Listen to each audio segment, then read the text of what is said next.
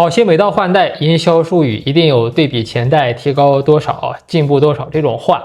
品牌也喜欢把这些资料给到视频创作者，希望获得意见上的支持。作为实战派，我很少看这类资料，更相信自己的双脚，给出自认为还算中肯的评价。比如去年的强风3和强风3 Pro 没有入选年中年末2期推荐榜，反倒是名不见经传的强风3 TR 性价比很高。新鞋强风4能重振强风这个 IP 吗？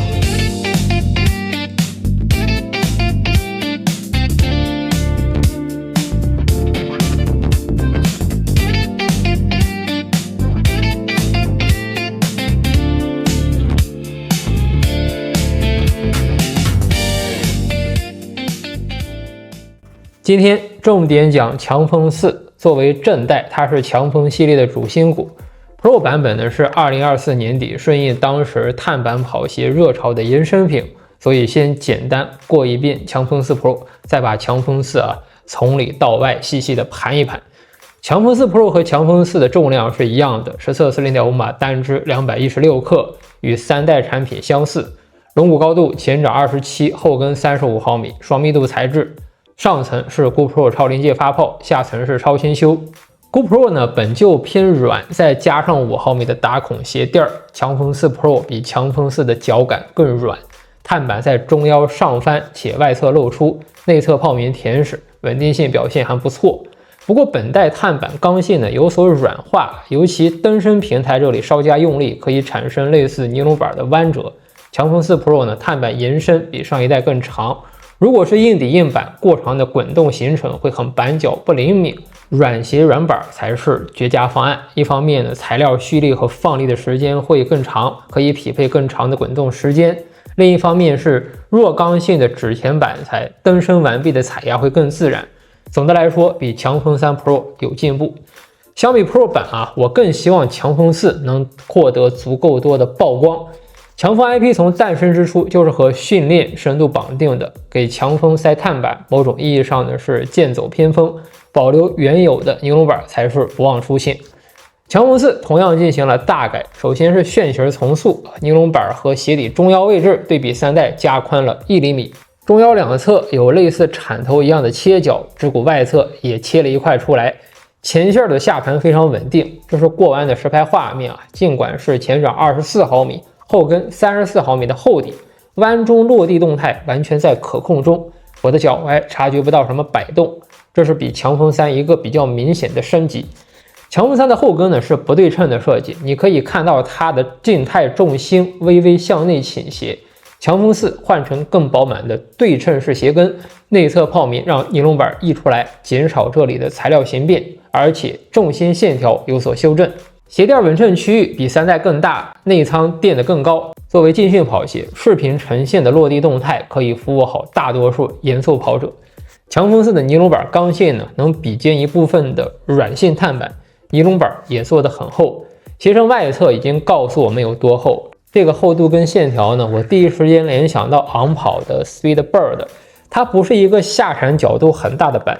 一般相对平缓的板作用是强调蹬出而不是滚动，而且由于落差小，注意我说的不是泡面，是板的落差小，后掌落地到前掌蹬升发力这个过程会更平滑，能比铲型结构更有效的控制动态平衡，但是推进力呢肯定就没有铲型结构暴力了。强风4的全掌骨 Turbo 也不是活泼的材料，你需要猛烈的助推，那你去选碳板。强风4留给想锻炼自己腿脚伸肌群的人。过去2年，中条的产品矩阵扩张的有些盲目给消费端带来选择困扰。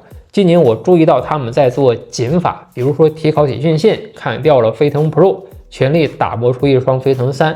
强风4呢，无论是泡棉厚度还是板材刚性，正好就介于场地飞腾和马拉松飞影 PB6 之间，是承上启下的关键产品。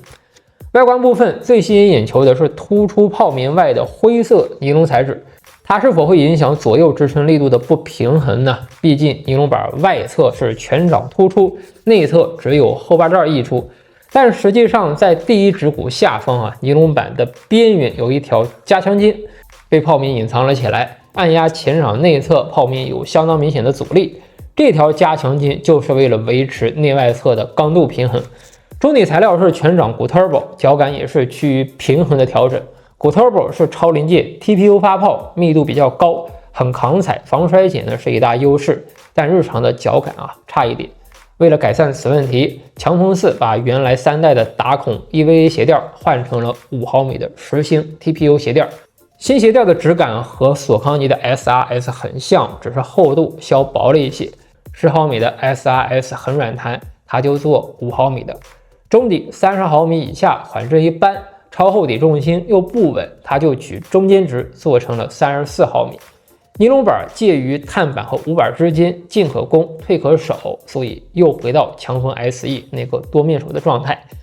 当然，它肯定不是完美产品2个注意事项：第一是不能频繁的一脚穿蹬，否则容易滑跟。这鞋每穿一次呢，必须把鞋带绑紧，后跟的海绵没有做枕状凸起，周骨附近的包裹海绵的布料呢比较滑，只要鞋带记得有一点松，抬腿提拉的时候脚后跟会离开鞋垫。我第一次跑没有任何感觉，不解开鞋带的情况下呢，脱了再穿就出现掉跟的问题，所以每次出门前扎好你的鞋带。第二是要正确理解禁训定位，现在有很多新鞋的营销不负责任，一说就是万金油，能快能慢，好像什么样的人都能穿。记住强风系列唯一适合新手的鞋是强风3 TR。强风4的前掌尼龙板的刚性呢并不低，530配速是一个非常明显的分水岭。慢于这个配速，比如说接近6分配的状态，脚掌和地面的接触时间比较长，它的中腰处理呢没有问题。但是慢速蹬身时，由于蹬身平台很硬，能感觉到尼龙板对于滚动的干预，跑得很不自然。纯慢游就踏踏实实买双海外好鞋，胜利、甘油之类的也都能考虑。认准性价比呢就国产，那比如说领航600。大部分对领航600有微词的人是高估了它的作用，想要超脱于价格之外的性能。那领航600就是一个只能跑跑有氧非常便宜的主力通勤鞋，不能说因为回弹一般、提速发力不流畅就认为不行。胜利超级甘油这些倒是弹，可是也贵同样，强风4呢是一双适合6分配，最好是530配速以内穿的禁训鞋，速度起来以后触地时间变短。Good Turbo 溃缩小，响应快，尼龙板的前掌弹射就不会是拖累，反而成为优势了。关于实战，我再补充一点10毫米坡差有欺骗性，后掌泡面有半厘米左右的侧墙，实际体感坡差是在6到8毫米之间。鞋面部分，这种许多网孔的清透提花一定要解决好耐用的问题。鞋的正侧方从鞋头贯穿到鞋尾是有一片压胶，鞋舌的处理很不错。最上沿呢是亲肤柔软的麂皮，贴合脚背的地方也是软软的，还有双手翼固定不跑偏。前面说了，对于脚踝的包裹还可以得到优化。强风的 Wind 标在中桥跑鞋矩阵自成一派，4代线条流畅，重回 SE 时代的审美。鞋底着重表扬，如各位所见，我最近一次是在雪中跑的，这种半滑不滑的地面是非常考验抓地力。强风4呢没有产生打滑。基底的凸齿上还有很多的小颗粒，你看这些沾了黑的小圆点就是每个大颗粒上附着的小颗粒，手指摸上去非常粗糙，提高摩擦力。CPU 料给的很足，除了镂空区域外呢，大底是全覆盖，后跟这里有2毫米厚，主打一个长期训练的高耐用度。最后是关于强风4的总结。首先，升级点有针对性，3代消费者反馈的力线不正引导阻碍翻以及压脚背等问题，4代都进行了改良。鞋底加宽，扩大鞋垫的稳身面积，调整尼龙板和泡面的结构，最终取得了不错的稳定效果。其次，只要不是纯粹的慢摇有氧用途，强风4还是非常全能的，操场、公园、公路不分使用场景都能跑，特别擅长匀速节奏跑。这是我连续几次训练中感受最棒的使用方式。鞋底在雪中也有强悍的抓地力。现在跑者水平呢在不断提高，对于跑鞋的认知也在同步的提高。过去2年搞分支加碳板，营销一些花里胡哨的噱头，已经被证明没有太多用。用今天的科技优势把当年的经典产品优化，是一个不错的路径。强风4就是强风 SE 的血脉崛起。